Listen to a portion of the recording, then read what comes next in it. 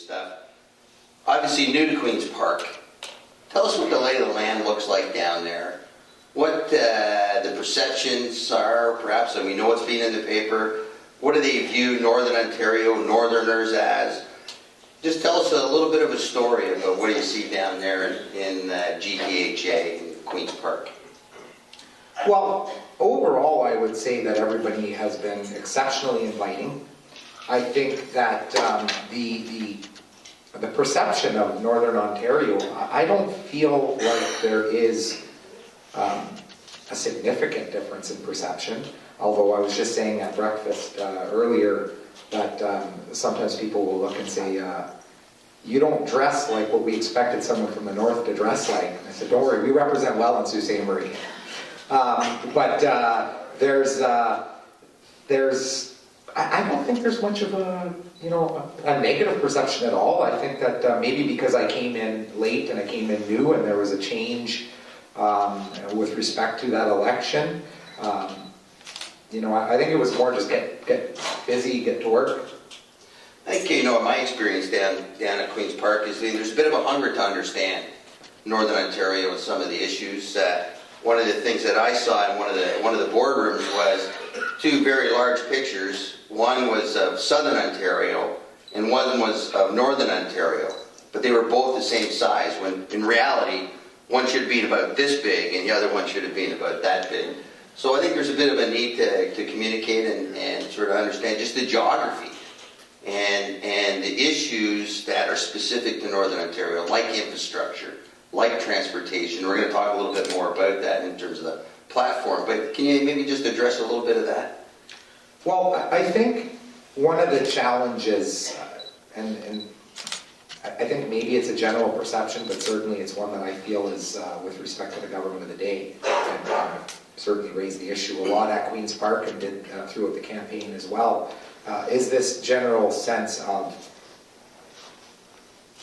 there's not a lot of knowledge about what we're all about in the North, and there's certainly, from our perspective as Northerners, we know that the issues are different. The issues are different here in terms of how they affect us. From whether you're running your own business or whether it's your attendance at the hospital or your drive to work in the morning, or so many different factors affect us differently than they do the Southern Ontario group. And making sure that there's an awareness of those challenges that we face, and making sure that there is a regional lens to those issues we face here on every bit of policy that comes across the table is imperative. And I know you're going to want to talk about this, so perhaps we'll save it for another question, but that is a goal that we had as a group moving forward. And when we were drafting our policy, I was very exclusive to the Northern policy, and that was something that I was very passionate about ensuring was in our platform, was that we need to look at every single issue that comes across the government table with a Northern regional lens. We need to ask the question with respect to every single issue. How will this affect Northern Ontario? Because there are different challenges here that we don't see in other jurisdictions. And ensuring that we are treated in that fashion is imperative, in my opinion, and I think that I have the ear of my caucus moving that forward. Yeah, I think, Ben, we'll just, I know we just released the platform for our upcoming election in the spring, and you and I talked very briefly about our approach today in terms of talking about some of those things. And we know that really that at this point in time, it's really just a high-level conversation, and we won't get into the fine print. But I have to say, in my reading of the document, and I have that here, and it is online for you to go and look at on your website. But also the Ontario Chamber of Commerce issued their position paper, Vote Prosperity, and then here's a number of expectations that the Chamber of Commerce has developed through in the conversations with our membership here and across the province. And say there are some very significant alignments within those requests to be brought forward in the next election, and you talk about, to recognize the difference in regional aspects. And you see something like to send and review the 148% gas tax and aviation fuel. And we know how critical that is to the north in accessing resources in the north, but accessing our communities, our First Nation communities, to ensure that they are getting the services that they need. Now, you did a trip up there recently, so maybe you can expand a little bit on some of the policies at a high level within your portfolio of the Northern Ontario and connecting to the north. And then just within that, maybe you could speak a little bit to what's the role of the federal government in terms of advancing not only what is in the platform, but just the notions around development of the north, Ring of Fire, those type of things. Okay, well, thank you, Rory.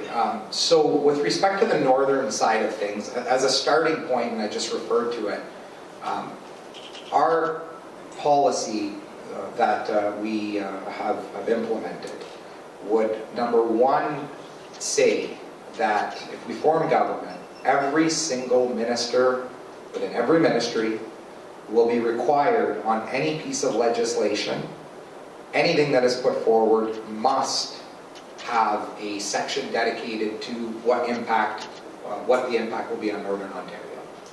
Now, some might say, well, hey, that'll just be a gloss over, but the fact of the matter is that there must be input and there must be insight as to what will the potential consequences or effects be of this particular piece of legislation to Northern Ontario, regardless of what that legislation is. Everything must get a regional lens moving forward. I think that's incredible. I think that in and of itself is a win for us because we are focusing on considering what matters in Northern Ontario and how decisions of that GTA approach that we often have concerns with here, how those decisions will impact us. And one such decision is the 148% fuel tax on aviation. So you look at that as an example, and you look at Sault Ste. Marie. I had a meeting with the Airport Development Director, Terry Boss, and we discussed how the aviation fuel tax affected Sault Ste. Marie's airport in particular. We are a fueling station here, and that is a major source of development within our community, and could be a lot greater, but for restrictions like those that became apparent with the aviation fuel tax. Now, other communities in Southern Ontario, they didn't appreciate how significant it would be for a community like Sault Ste. Marie, or Sudbury, or Timmins, or Thunder Bay. And then even more so as you go into the flying communities that I visited in the Ring of Fire / Matawa tour. So, and I'll get into that in a bit, because that's probably a difficult one just to gloss. The other aspects of the north, we put in something for snow tires. Now, it's not a substantial credit, but there's going to be a credit towards your snow tires. There's going to be improved broadband access. There's going to be increases and improvements to farming and agricultural rules to enhance those areas. If you look at our policies as a whole, there are so many areas within our platform that Northern Ontario will obviously benefit just as a part of the greater whole. For instance, $1.9 billion that we are going to invest in mental health. Well, I can tell you that through the process of campaigning and meeting with a number of our providers, our service providers in our community, we have some of the highest rates in the entire province of mental health concerns. So that kind of funding will give us a huge advantage. Similarly, with respect to long-term care issues, we're committing to building 15,000 long-term care beds. That will have a significant impact on our community that has somewhere in the neighborhood of close to 700 seniors on waiting lists. And with our aging demographics in our community, those numbers are only going to grow.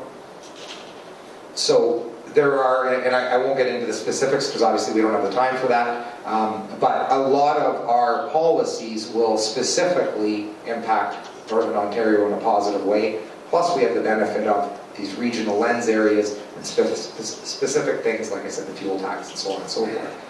But now specific to the Ring of Fire, when I went into the communities, and There are 5 major communities that are impacted by the Ring of Fire development. There are a total of 9 Matawa communities that signed what's called the RFA, the Regional Framework Agreement. I was a bit worried when I went on that tour because I thought, how is my community going to look at this? Will they say, you're boondogling, or, you know, what is this going to do for Sault Ste. Marie specifically?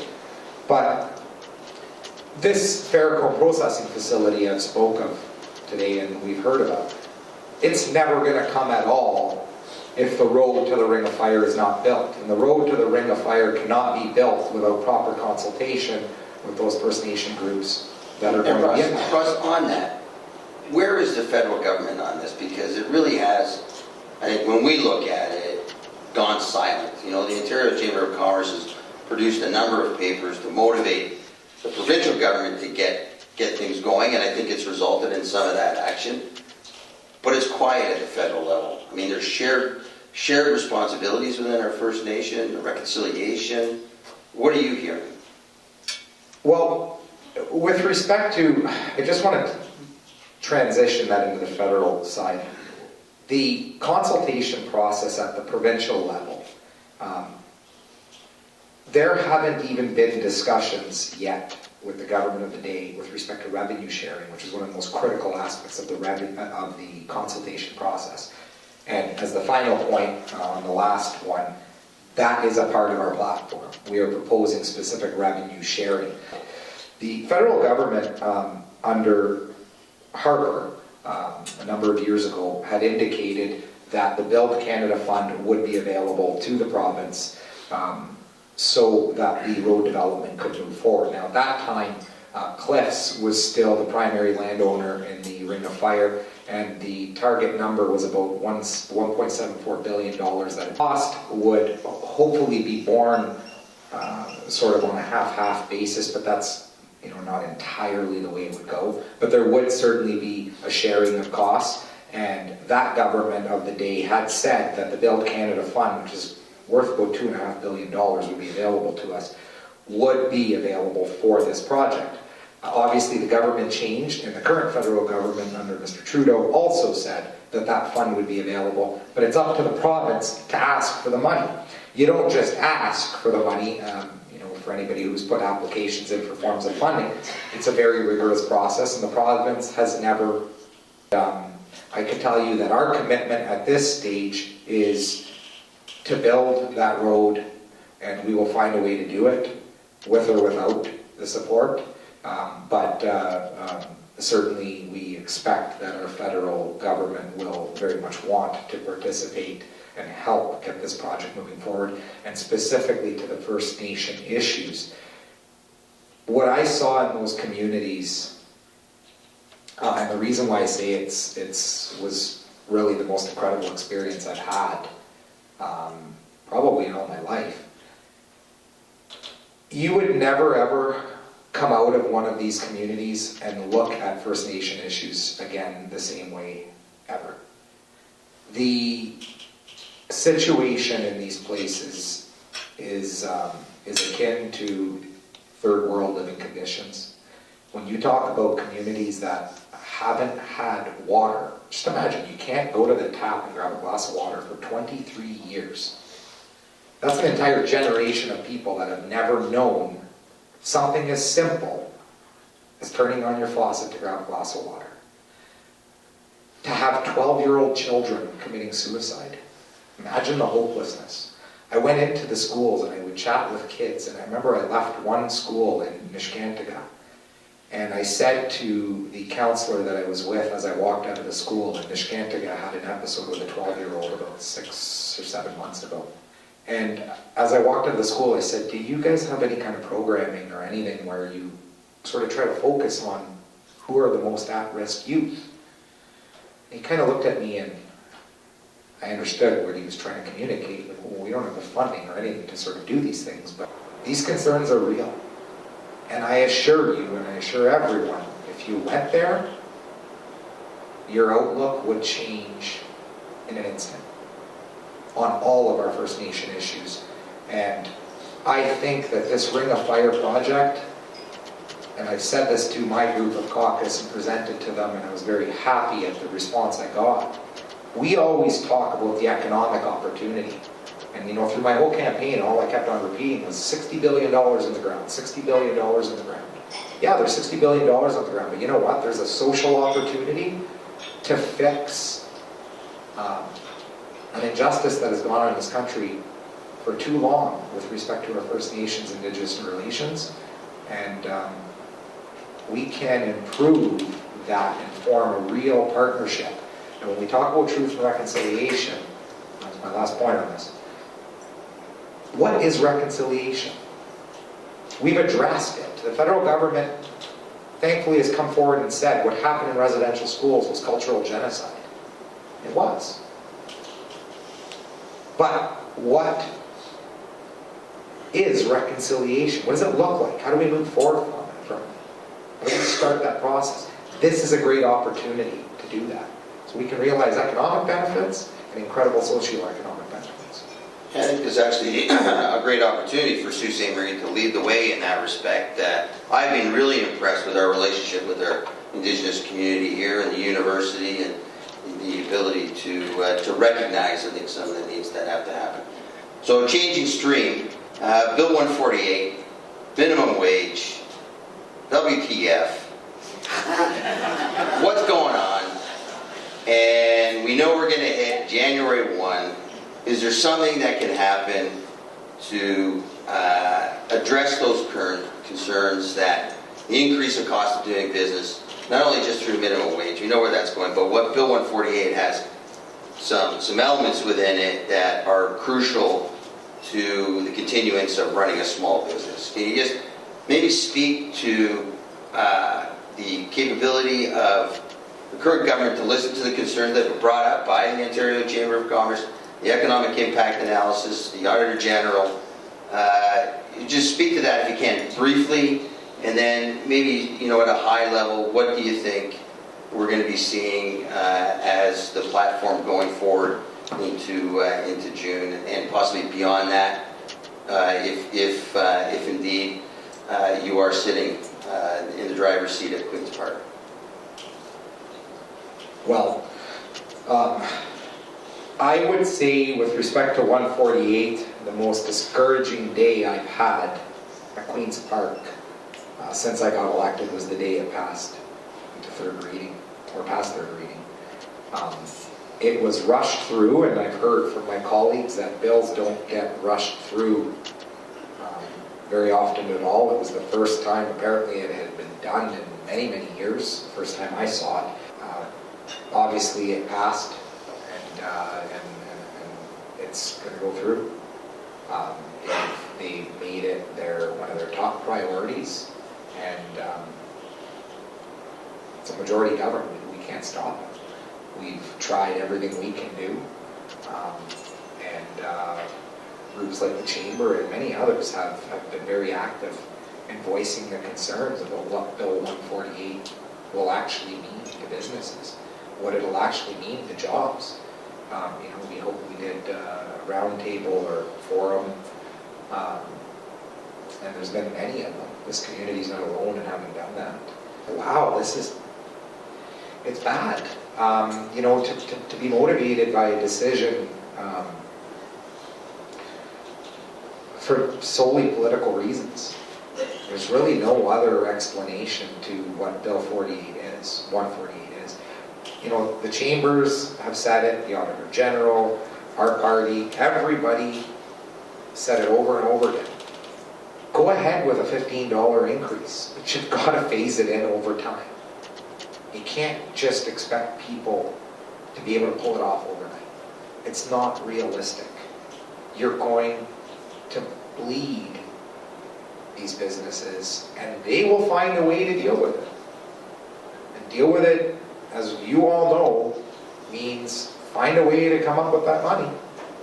Whether it's jobs, whether it's automation, whether it's closing the doors. I don't know if the membership has had an opportunity to see, we sent out in our news release a video clip of Carl Baldock. He's the Vice President of Policy for the Ontario Chamber of Commerce, and he was presenting on the last day within the Finance Committee on this issue, and there was an MPP, and I forget from what area it was, but he was with the current government, and he asked or presented to Carl the notion of, well, businesses just have to change their plans. And it was done so flippantly that you can change stride in a heartbeat, tack like a sailboat as the winds change. And we know that that's not the nature of doing business and the need to plan. So do you think that the platform that you have here that's now being presented by the PCs going into the next election is something that allows businesses to plan for the future? Do you think it has the elements of what are needed to look at the economic generators of prosperity in Ontario? And that is private sector. Private sector business is the real economy. You know, governments don't create economy. The private sector creates economy, and they give the, you know, companies and small and medium-sized businesses the ability to support social programs in a community and become real leaders. You know, what are some of your thoughts around the platform? And again, just at a high level of what you see communicating now through now until June. Well, I think one of the first focus points is that if we are to form a government, we're already going to be looking at $14 moving to $15.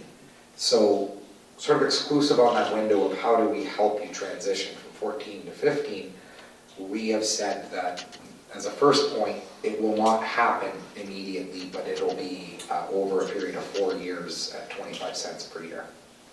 So the $15 won't happen immediately.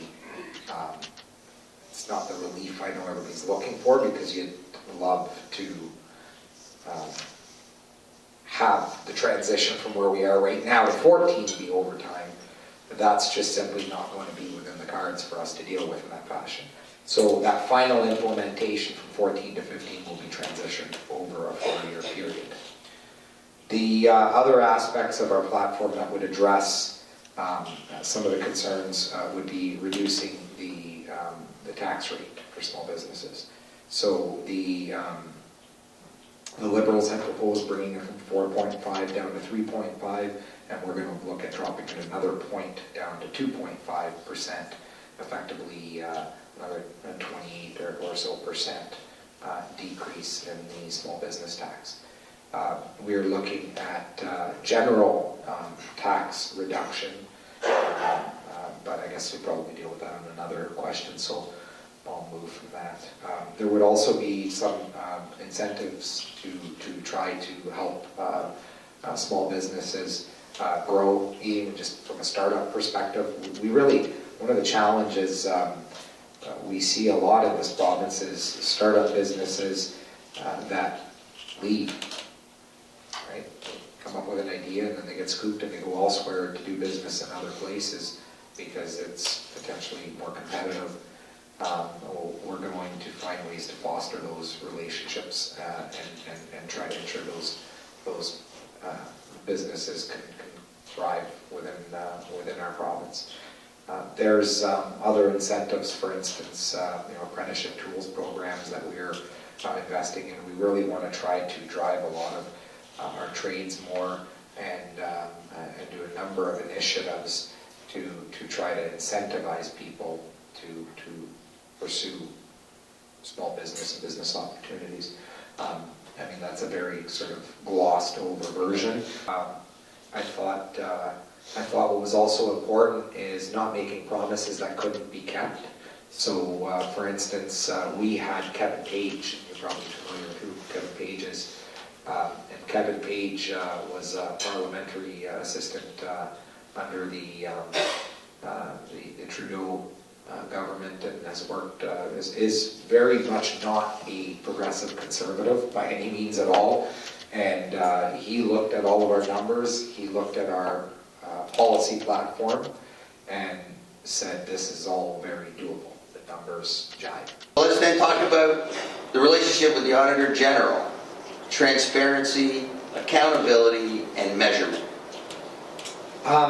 It's been really disturbing seeing that whole process. I mean, there's been a lot of efforts to undermine the Auditor General and discredit her, and I don't think that's been fair.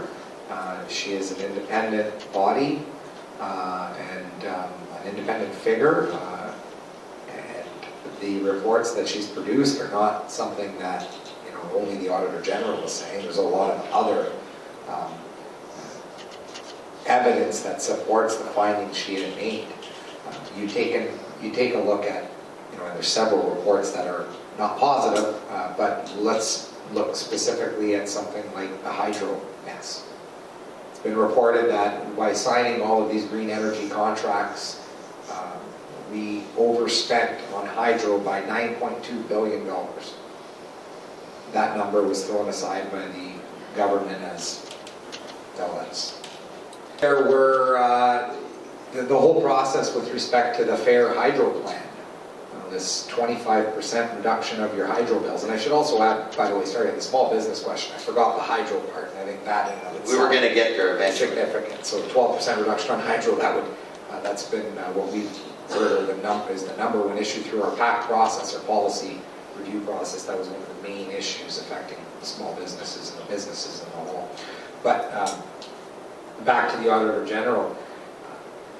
In essence, what they did, and a lot of you with accounting backgrounds within your business or who participated in doing your books a lot, in order to try to minimize the exposure of the cost of borrowing, this is something like $30-some-odd billion that was borrowed to create this fair hydro plan, and I think everybody gets that, right? So the whole idea was our hydro rates have went up 300-and-some-odd%. So the fair hydro plan was, let's borrow something in the neighborhood of 37 or 39 billion, and then we'll use that borrowed money to apply to the hydro rates to give you all some relief. So the first 8% came off of HST, and then the remaining 17 came off of this borrowed money. But we saw, even during the provincial by-election, during my by-election, we saw the FAO's report went out that showed that by 2030 the rates were going to just absolutely skyrocket. And right after the election we would start to see major increases because the interest would kick in. Well, in order to bury that process, they essentially created a shell game as to how they funded this operation and where it would go in the books with respect to how it would come out of government revenues and so on and so forth. They wasted another $4 billion, according to our Auditor General. $4 billion wasted just so that we wouldn't see the mechanics as to what was being done. But the Auditor General caught it. So in the next coming 6 months, in election mode, what do you see as some of the biggest challenges for you personally in your role as a representative of Sault Ste. Marie, but also as a representative, I think, in the north? And then also, where do you think some of the most competitive fronts are going to be between all three parties? What are we going to see coming into the election? Who's going to be vying for what spot, what promises? And what's your view on what does that game look like over the next 6 months? Who's in the benches? Who's in the dressing room? Who's on the DH list or whatever? I think sort of on a sort of grander scheme, from the municipality's perspective moving forward, I think the greatest challenge is going to be serving you as your MPP and ensuring that we have very positive working relationships with all of our levels of government here locally to ensure that, as I said earlier, we can put our best foot forward on the ferrochrome processing facility. I don't know for certain that we're not going to have a problem, that we are 100% safe with respect to this facility. I mean, it is, when you talk about products like chromium, chromite, and byproducts such as chromium-6. There are concerns. There's no doubt about it. They're scary subjects and products to be talking about. But I have faith that if we focus on the bid now, that the provincial standards and regulations and those set by the municipality, that we will have a very good conversation about that once this company has decided where they're going to go. And that's probably going to be right around election time when that decision comes out. So I have been spending a lot of hours, as I said, and a lot of time with the NORON executives. I meet with them extremely regularly. We even have each other's cell numbers. There's a lot that come from that facility. It's substantial. But I also think it's important to note that the announcement to come here means something for all of us. Even without the facility being here, and also put this into perspective, this facility won't be built for minimum 7-8 years, probably closer to 10 to 12 years. That's the reality of when we will actually see it built. And I can get into a lot of detail with respect to that. I've got a lot of background information, but I'll try to just skip through that. But that's the time frame it's going to take. In terms of assessments, we're into 3 years. In terms of the road development, we're into about a 3 to 4 year period, which would happen hopefully at the same time. And then they're going to start developing what's called the Blackbird mine, which is nickel and copper primarily, and that's just going to go to an existing processing facility in Sudbury.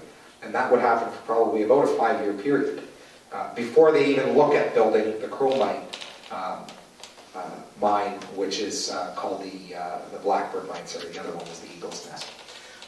So the time span, though, that we would wait to see a facility, wherever it gets announced it's going to go. But imagine the announcements here in Sault Ste. Marie. You just look at the uncertainty we all face in this community right now. Third time that we're in CCAA, or predator protection of some kind through Algoma.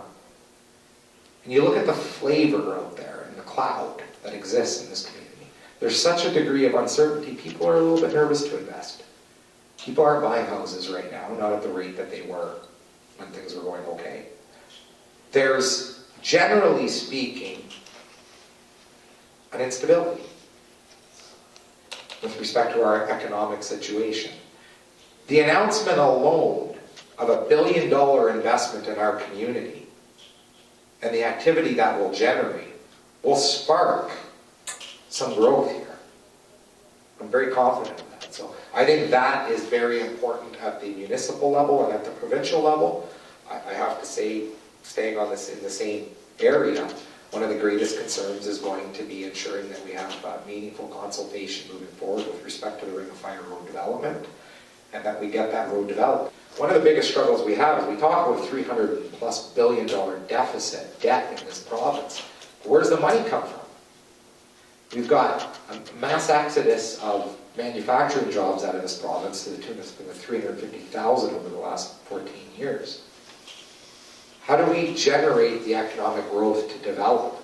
Well, this resource is the greatest opportunity the province on the whole has to be able to start generating some significant revenue into the coffers. And in addition to all the other incredible opportunities it provides us from a social level that I've already addressed. If we can just do that, there's, you've talked about NORON, the Ring of Fire for a bit, but we haven't gone to the floor to ask if there's any questions. Sharon. I have a question. I'm not going to get up here because I think everyone can hear me. I'm really impressed, Ross. I think that you're answering a lot of questions and you seem very sincere. I think one of the issues is that if you get elected, not you personally, but your party gets elected, how can we be sure that these are going to be followed? Because, in campaigning, you're always promising, as you said, you're going to try and follow through and make sure you can do that. But it tends to be what happens. You want us to believe something, we believe it, and then something else happens. Look at the Liberal government. Thanks for the question, Sherry. I think that, how can I convince you to believe me at the end of the day. It takes a little bit of trust and faith.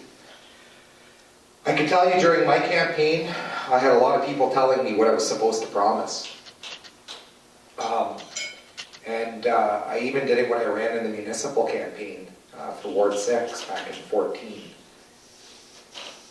I didn't want to run on a standard sort of, I promise I will do this, and that. My promises were always very simple. I'm going to fight for you. Tell me what your issues are and I will fight for them. I think if I had to rely on a record as a member of the opposition that doesn't have the ability to write checks with lots of zeros right now, or maybe any zeros, I think I've fulfilled that promise to date. And I think about that every morning when I wake up, and I wake up excited to work every day. And I always think about the people who put me in that seat. That's actually something David Orzetti told me when I got elected.